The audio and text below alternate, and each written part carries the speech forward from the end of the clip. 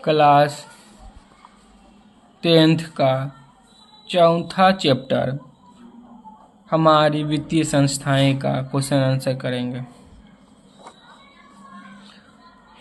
वस्तुनिष्ठ प्रश्न। पहला, गैर संस्थागत वित्त प्रदान करने वाला सबसे लोकप्रिय साधन है क देसी बैंकर, ख महाजन, ग व्यापारी, घ सहकारी बैंक। आंसर होगा ख महाजन।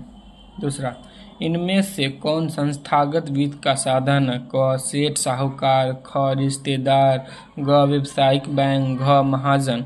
आंसर होगा ग व्यावसायिक बैंक। तीसरा, भारत के केंद्रीय बैंक कौन है? क रिजर्व बैंक ऑफ इंडिया, ख क्षेत्रीय ग्रामीण बैंक, ग स्टेट बैंक ऑफ इंडिया, घ पंजाब नेशनल बैंक। आंसर होगा क रिजर्व बैंक ऑफ इंडिया। चौथा, राज्य में कार्यरत केंद्रीय सहकारी बैंक की संख्या कितनी है? घ 25। पाँचवा, दीर्घकालिक ऋण प्रदान करने वाली संस्था कौन सी है? क कृषक महाजन, ख भूमि विकास बैंक, ग प्राथमिक कृषि साख समिति, घ इनमें से कोई नहीं। आंसर होगा ख भूमि विकास बैंक।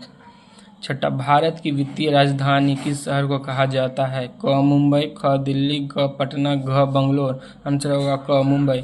सातवां, सहकारिता प्रांतीय सरकारों का हस्तांतरित विषय कब बनी? क 1929, ख 1919, ग 1918, घ 1914। आंसर होगा ख 1919। आठवां, देश में अभी कार्यरत क्षेत्रीय ग्रामीण बैंक की संख्या कितनी है? क 190, ख 192, ग 199, घ 196।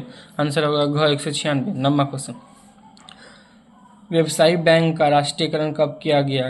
क 1966, घ 1980, ग 1969, घ 1975। आंसर होगा ग 1969। रिक्त स्थानों की पूर्ति करें। पहला, सागर पर ऋण की आवश्यकताओं की पूर्ति 10 संसाधन द्वारा की जाती है। आंसर होगा वित्तीय। दूसरा, ग्रामीण क्षेत्र में साहूकार द्वारा प्राप्त ऋण की प्रतिशत मात्रा डैश है 30%।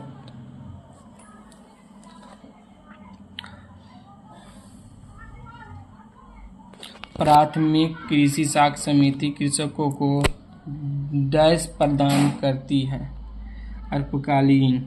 चौथा, भारतीय रिजर्व बैंक की स्थापना डैश में हुई 1935। पाँचवा, वित्तीय संस्थाएं किसी भी देश का डैश माना जाता है? मेरुदंड। छठा, स्वयं सहायता समूह में लगभग 15 से 20 सदस्य होते हैं। सातवां, SHG में बचत और ऋण संबंधित अधिकार निर्णय डैश लेते हैं समूह के सदस्य। आठवां, व्यावसायिक बैंक डैश प्रकार की जमा राशि को स्वीकार करते हैं? 4 नंबर, भारतीय पूंजी बाजार डैश वित्तीय सहायता प्रदान करती है? दीर्घकालीन। 10, सूक्ष्म वित्त योजना के द्वारा छोटा या लघु पैमाने पर साख अथवा ऋण की सुविधा उपलब्ध होता है? छोटा या लघु। लघु उत्तरीय प्रश्न, वित्तीय संस्था से आप क्या समझते हैं?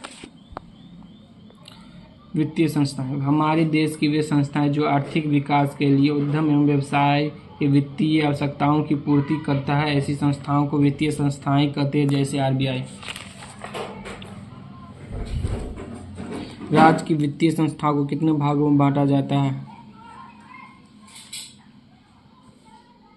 वित्तीय संस्थाएं के प्रकार 2 हैं, राष्ट्रीय वित्तीय संस्थाएं, राज्य स्तरीय वित्तीय संस्थाएं। राष्ट्रीय वित्तीय संस्थाएं ऐसी वित्तीय संस्थाएं जो देश के लिए वित्तीय और साख नीतियों का निर्देशन करती है, राष्ट्रीय स्तर पर वित्त प्रबंधन के कार्यों का संपादन करती है, उसे हम राष्ट्रीय वित्तीय संस्थाएं कहते हैं। देख रहे हैं, राज्य स्तरीय वित्तीय संस्था 2 प्रकार के होते हैं, गैर संस्थागत महाजन, सेठ साहूकार, व्यापारी, रिश्तेदार, वाणी। संस्थागत में सहकारी बैंक, प्राथमिक सहकारी समिति, भूमि विकास बैंक, व्यावसायिक बैंक, क्षेत्रीय ग्रामीण बैंक, नाबार्ड एवं अन्य।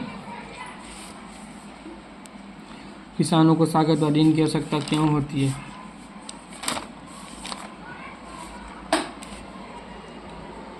किसानों को साख अथवा ऋण की आवश्यकता इसलिए पड़ती है कि अधिकांश किसान छोटे या सीमांत श्रेणी के होते हैं, जिनके पास आय की कमी तथा वे अपना बजट नहीं के बराबर कर पाते हैं। चौथा, सहकारिता से आप क्या समझते हैं? सहकारिता वह संगठन जिसके द्वारा 2 या 2 से अधिक व्यक्ति स्वेच्छापूर्वक मिलजुल कर समान स्तर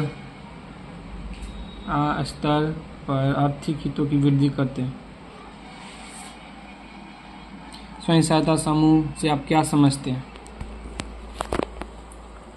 यह ग्रामीण क्षेत्र में 15 से 20 व्यक्तियों का एक समूह है जो बैंकों से लघु ऋण लेकर पारिवारिक जरूरतों को पूरा करते हैं एवं गांव के विकास में अपना योगदान देते हैं। भारत में सहकारिता की शुरुआत किस प्रकार हुई, संक्षिप्त में वर्णन करें।